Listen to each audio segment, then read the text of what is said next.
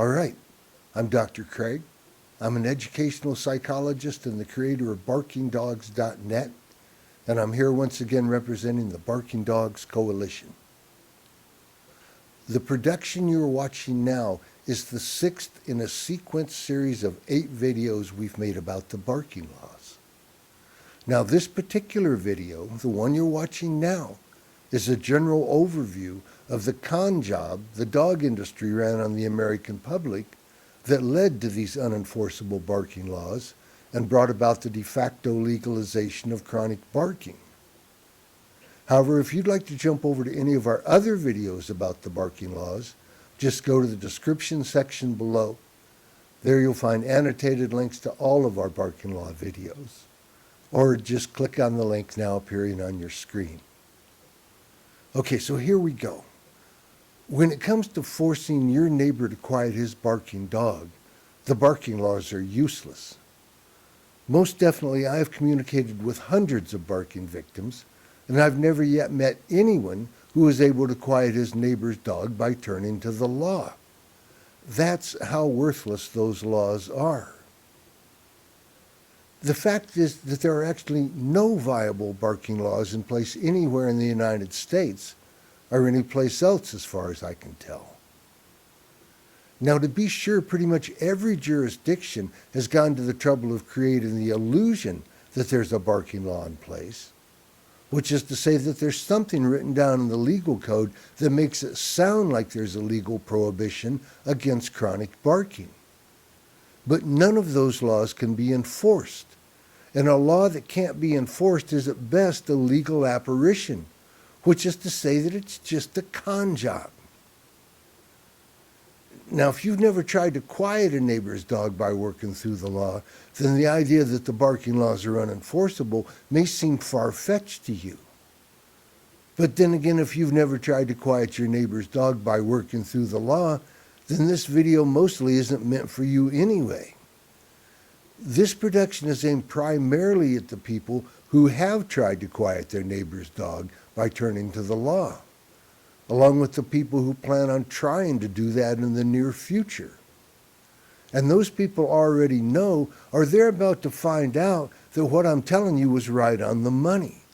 The barking laws are worthless. Now, I suppose that somebody somewhere with something special going for them might have gotten a law enforced at some point, albeit after a lot of hassle and a long delay. Just like I'm sure that somebody somewhere must have won $1 billion in a lottery at some point. But for the average person, your chances of getting a barking law enforced are pretty much nil. Really, for the average person, the barking laws are so pathetically ineffectual that it would be about the same if they didn't exist at all. So it is definitely fair to characterize the barking laws as being unenforceable. You see, what happens is that many decades ago, a select group of attorneys, politicians, and special interest groups got together on the sly to bamboozle the American public by passing laws against chronic barking that they knew would be impossible to enforce. So now, think about it for a second. If you have a law that can't be enforced, then you don't really have a law. All you have is the hollow shell of a law that creates the appearance of a prohibition that in fact does not exist. In other words, when you pass a law that can't be enforced, like the barking laws, all you have really done is to create the empty shell of a law that serves no purpose other than to confuse the public, to make them think they're protected when they're not, and to leave them open to abuse by the special interests who sponsored the subterfuge and who benefit from the confusion created by those deceitful ordinances. And that's just exactly why the politicians and the special interests who own them paid lawyers to write barking laws that can't be enforced.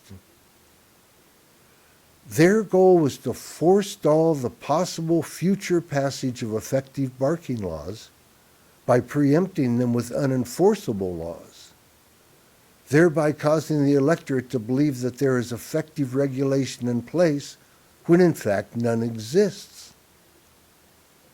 And that's why it is that when it comes to forcing your neighbor to quiet his barking dog, the barking laws are about as useful as an umbrella that can't be opened, which is to say that they couldn't be any more worthless than they are.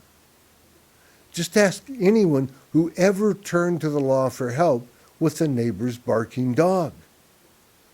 Those laws never work because those laws were never intended to work.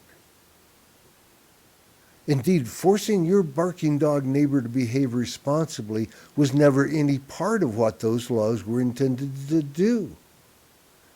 That's how worthless those laws are. That's because those laws were written by attorneys for the dog industry, and their actual purpose is to shield the dog owner and thwart the efforts of the victimized neighbors who might otherwise inconvenience their customers by using the law to force them to behave responsibly. Okay, so here's how the great barking law con job came about. Special interests that benefit financially from lax dog laws wanted to legalize chronic barking because they wanted to make dog ownership as hassle-free as possible, as a means of encouraging dog ownership. But they wanted to do it without the public realizing that they were doing that. So they had their pet politicians pass anti-barking laws that were intentionally written in a way that guaranteed they would be impossible to enforce. Because in that way, for all practical purposes, they were able to make it legal to keep a dog that barks chronically without having to acknowledge that they had done that. Now, just take a minute to let it sink in that in every city and town, all across the United States, apparently without exception, local government is essentially conning people into believing that there are effective barking laws in place when they know, or at least they should know, that that's not true. Try it for yourself. Ask a cop what you can do to quiet your neighbor's barking dog. And he'll tell you you can do that by working through your local barking law. And you'll get that same horseshit from animal control and the city council. And then ask some barking victims how turning to the law worked out for them. And you'll quickly come to realize that somebody is lying. So let me narrow it down for you. It ain't the barking victims. The liars are wearing police uniforms and animal control outfits, and they're sitting in city council members, and there's one of them warming the mayor's chair. And those feckless fucks are repeating that foul lie countless times every day. It is governmental fraud on a grand scale and a despicable variety of gaslighting. They want you to believe that there are viable laws in place and that everybody else is able to quiet their neighbor's dog in that way. And that they would help you too if only you would first jump through all the hoops and overcome all the obstacles that they put in place to defeat your efforts. All the while hoping that you won't notice that they've stacked the deck to ensure that it will be impossible for you to do that which they require of you.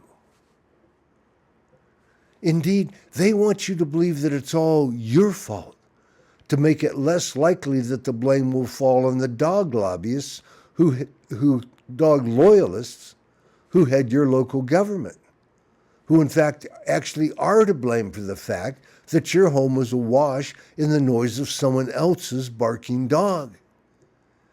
And they desperately don't want you to realize that it's their fault that you can't do a damn thing to get it stopped. So the next time you see your local representative, be sure to tell him, thanks a lot.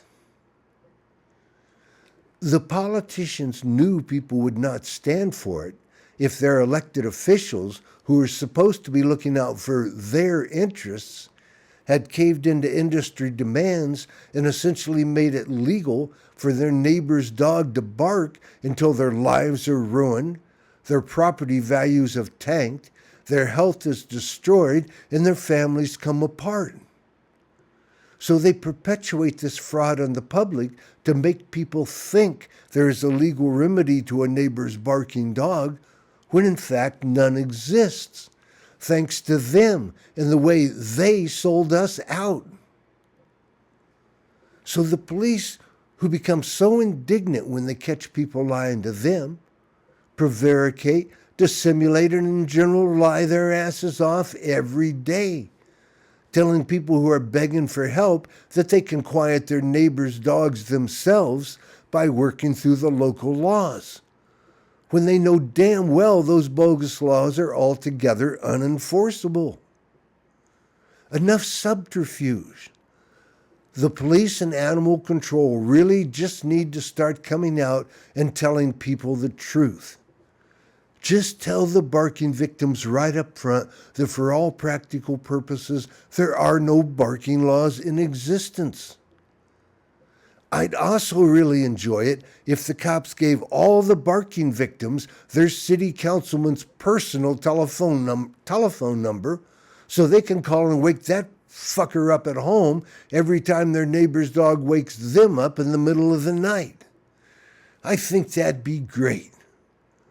I also think it would be great if they'd just start telling it like it is. But instead they lie to you and run you around until you drop from exhaustion trying to get an unenforceable law enforced. That's what the barking laws were designed to do. They were intentionally structured to take up so much of your time and stress you out so badly that you will eventually just drop in your tracks as you collapse in distress and slink away to lick your wounds in the raucous hellhole that you are now forced to live in thanks to their fraudulent barking laws. Okay, so that's it for our overview of how the great barking law con job led to the de facto legalization of chronic barking. In a few seconds, a link will appear on your screen. Just click on that and it will take you to the next video in our sequence series about the barking laws, where I'll get into the specifics of how the special interests went about stacking the deck against the victims of chronic barking. Watch for that link. It should be coming up any time now.